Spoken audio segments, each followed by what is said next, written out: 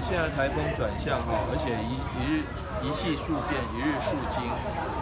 行进的方向从北部沿海越过，一直现在变成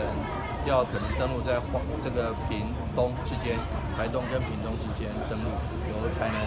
这边出海，所以对我们台南的影响是相当大，而且当它出海，估计到进入台湾海峡之后会形成滞留，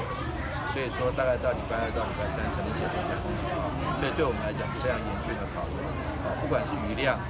或者是风量都会往这是强力的上修。因此呢，下礼拜1或下礼拜2是不是放假，我们都密切关注，关注台风的动向跟它的方向跟它风力的变化、雨量的变化，这些都是我们特别注意。那我们也请市民朋友们随时关注，但最重要的是，也要天助也要自助。老天对于台风的风向一直在改变，但是我们要自助，把家里周边容易破碎、容易破坏的地方，赶快做好一些防台的准备。